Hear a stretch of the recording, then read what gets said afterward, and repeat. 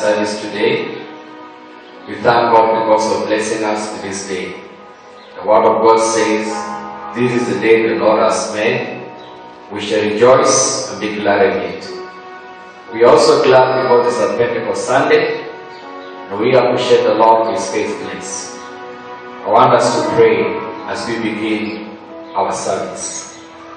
Blessed Father, in the name of Jesus, we thank you because of giving us this day. We appreciate you, Lord. Even in such a season as this, you are still speaking to us in a very audible way.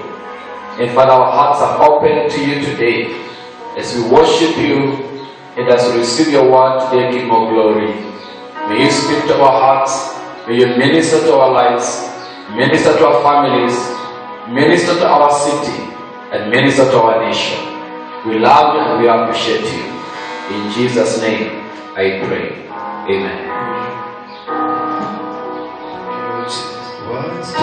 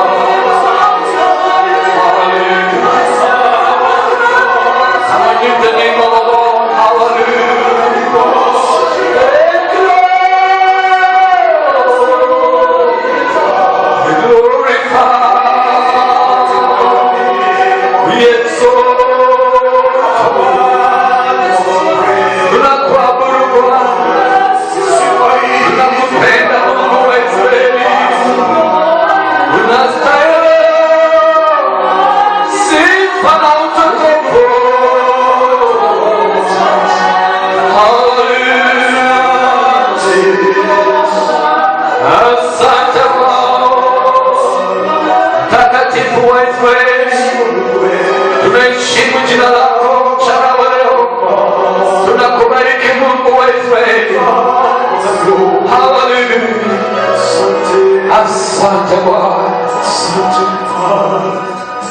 haleluya. Baba, tunakushukuru tena, tunakuabudu, tunakualika Roho Mtakatifu. Chukua nafasi yako tunapofikia maisha ya watu wengi ambao tusikia siku ya leo. Baba, guza maisha ya watu wako, ukawe na mabadiliko siku hii ya Pentekoste. Roho Mtakatifu, tembea kwa njia kubwa, kuachilia neema ya wokovu, neema ya uponyaji, ukombozi na ushindi kwa maisha ya watu wako. Katika jina la Yesu naomba na kuamini. Amen. Hallelujah. Tunashukuru Bwana kwa nafasi ambayo ametujalia tena. Tunakuja kwako ukiwa nyumbani, ukiwa katika hali ya mtandao, na wengine mnasikia sauti hii ukiwa kwa nyumba, ukiwa kwa barabara.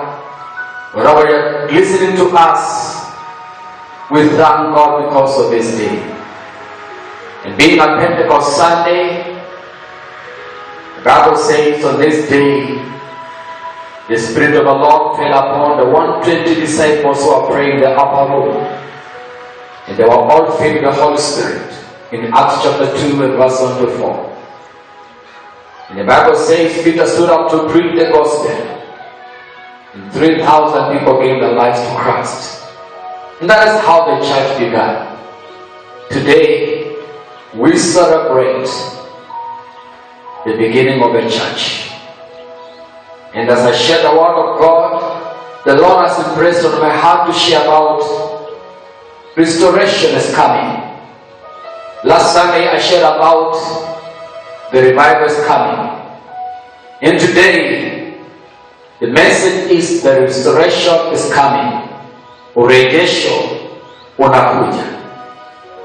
I'm going to read from the book of Isaiah chapter 51. It's 1 verse 1 and 2. From the New Living Translation. The Bible says, listen to me, all who hope for deliverance. All who seek the Lord.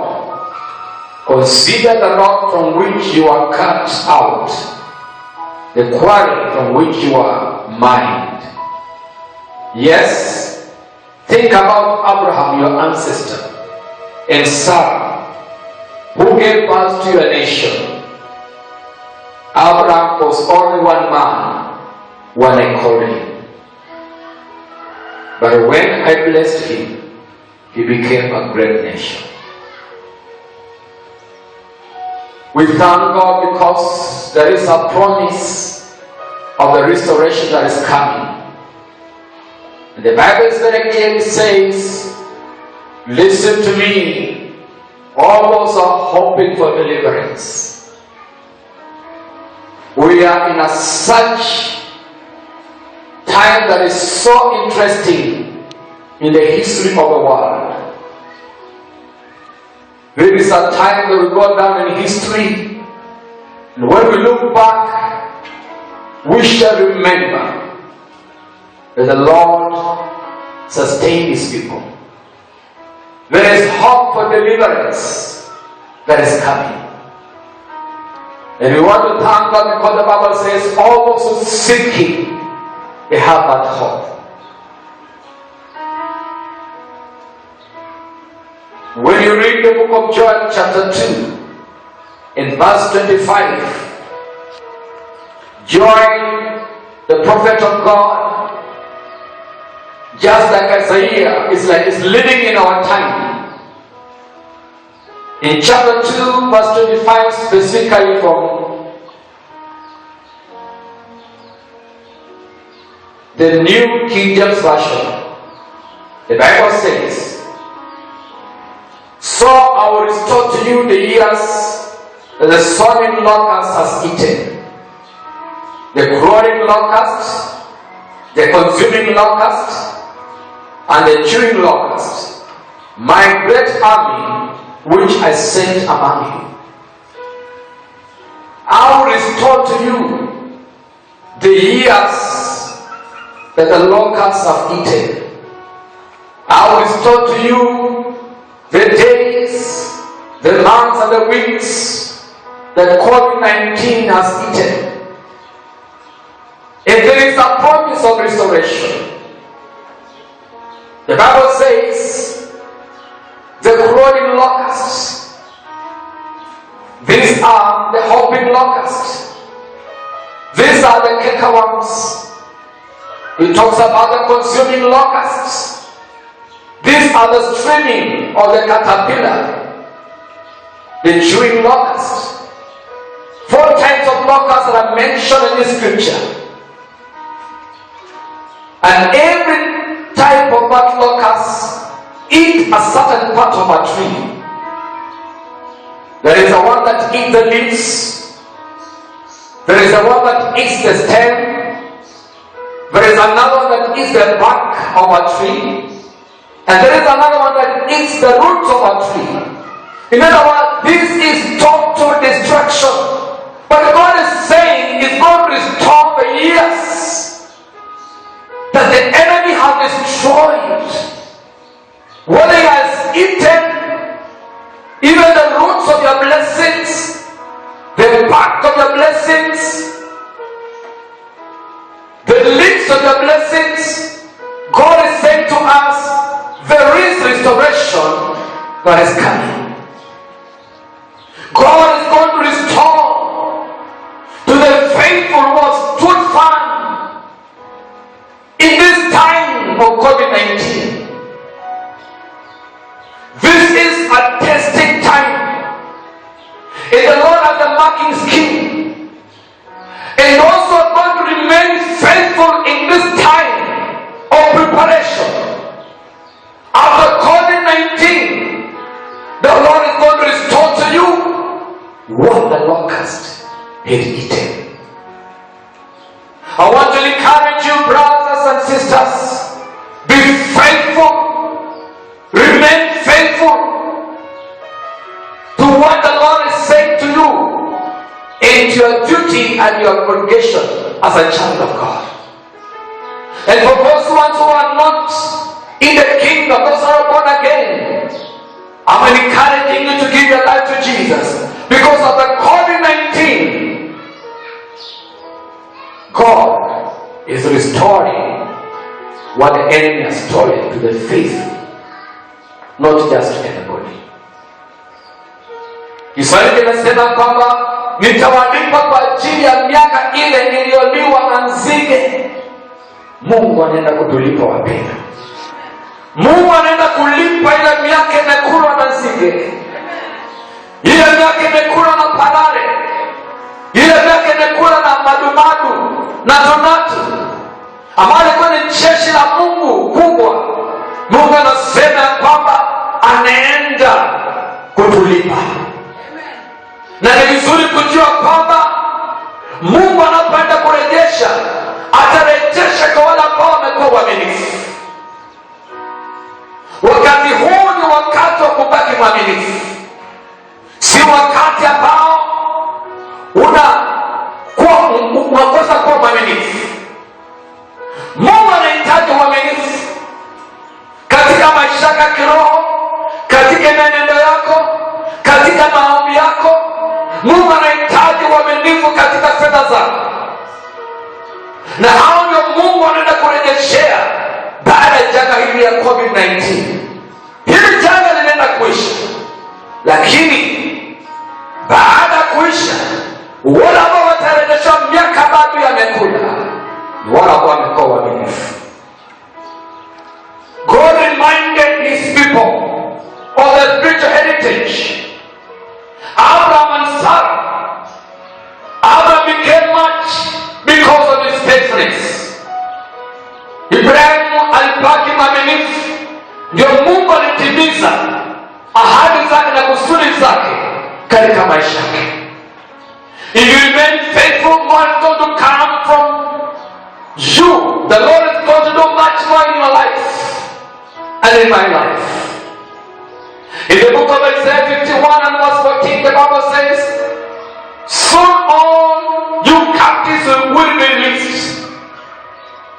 Imprisonment, starvation, and death will not be a fact. I wish you could start amen. I wish I could hear a big amen. Amen. The Bible says, soon all you captives will be released. Hivi karibuni ninyi mateka wote Mungu anasema atawaachilia. Amen.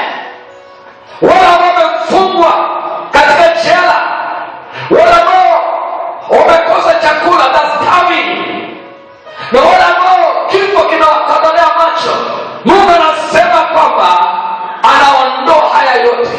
Amen. Isaiah chapter 49 verse 10 says, they will remain the hunger and thirsty.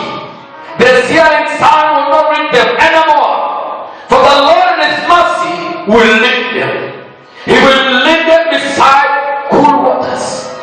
Maandiko yanasema ya kwamba hawatasikia njaa, hawatasikia kiu tena. Ni kwa sababu Mungu atawaondolea ile jua ameweka juu yao. Watu wanapitia shida wakati huu. Umepoteza kazi yako, biashara yako inaenda chini, hauna mapato, hata kupata chakula na lishe inagharimu muujiza Mungu akutembelee. Lakini nataka nikwambia kwamba hivi karibuni Mungu anasema kwamba hautasikia njaa, hautasikia kiu, utakuwa na utele.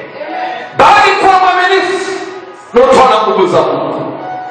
Isaiah chapter 57 and verse 15 says, the high and the lofty one who lives in eternity, the Holy One, says things, I live in the high and the holy place with those whose spirits are contrite and humble. I restore the crushed spirit of the humble. I restore the crushed spirit of the humble and revive the courage of those who have a repentant heart. Mungu anasema ya kwamba anarejesha wale ambao ni wanyenyekevu na moyo ambao ulio safi. Mungu anaenda kurejesha maisha yako. Anasema kwamba wale ambao wametubu mbele zake, Mungu anaenda kurejesha. Isaiah 61 verse 7 says, instead of shame and dishonor, you will enjoy a double share of honor. Wow. Instead of shame and dishonor, the Bible says you will enjoy a double share of honor. Yani badala ya aibu na kutoheshimiwa, maandiko yanasema ya kwamba utafurahia maradufu. Mungu atakurejeshea. Kama umepoteza miaka 10, yote ambayo umepoteza kwa miaka 10, Mungu anaenda kurejesha na arejesha mara 2. Hallelujah. We are going to experience a restoration of the power of the Holy Spirit. Urejesho unakuja wa nguvu za Roho Mtakatifu inarudi tena kanisani. Urejesho wa mamlaka ndani ya Kristo. Wateule tunarejeshewa tena. Hakuna tena kuchekelewa kwamba kama Mungu wewe anaweza, kwa nini amefanya hii? God is going to prove Himself and restore the church back to its position. The holy fear of God is going to encompass the whole nation of Kenya. Wale ambao wanasikika si wanasiasa tena, bali sauti ya Mungu itasikika katika taifa la Kenya. Hatutaogopa sauti za wanasiasa ama viongozi, tutaogopa sauti ya Mungu. Na Mungu anarejesha hiyo sauti tena. Anarejesha ndani ya kanisa. Just watch this verse. It's coming to pass in a short while in Jesus' name.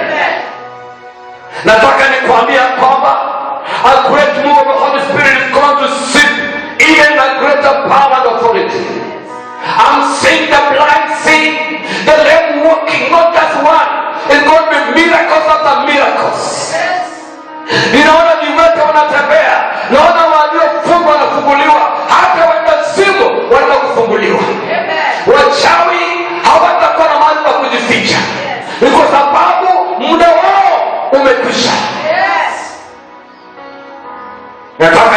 ya kwamba nguvu za Mungu ambazo zinaenda kurejesha kanisani ni nguvu ambazo hazijaonekana since ulimwengu ulipoumbwa.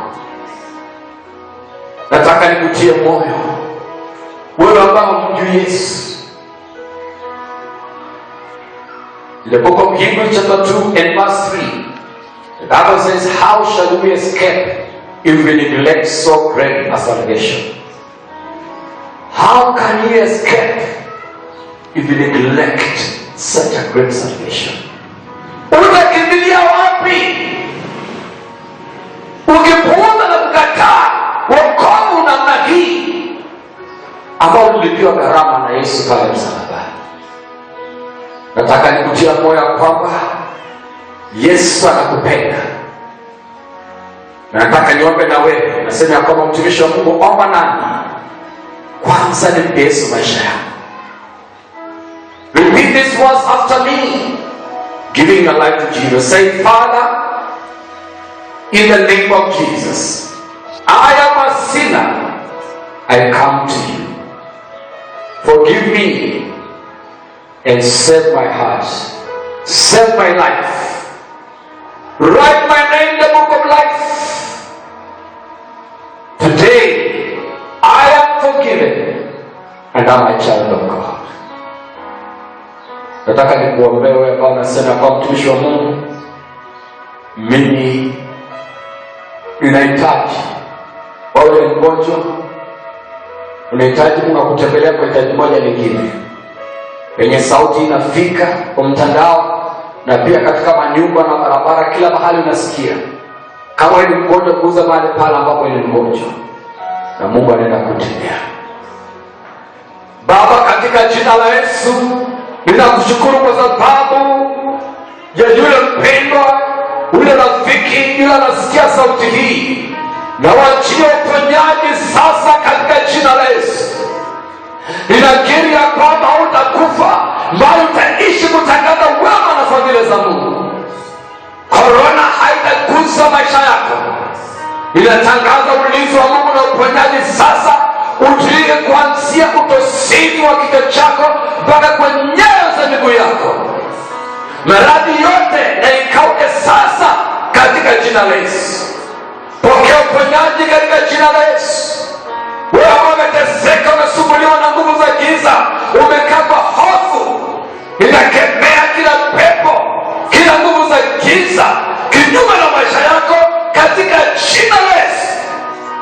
Ninatangaza kwamba wewe ni zaidi ya ushindi. Ninakuzamisha ndani ya damu ya Yesu Kristo pamoja na jamii yako. Bwana akutendee. Mungu akuonekanie. Pokea uponyaji, pokea ukombozi, pokea mwiza wako katika jina la Yesu. Ninaomba na kuamini. May the Lord bless you. May the Lord keep you. May the Lord make His face to shine upon you. May the Lord be gracious to you. May the Lord lift up His countenance upon you. And may the Lord give you peace.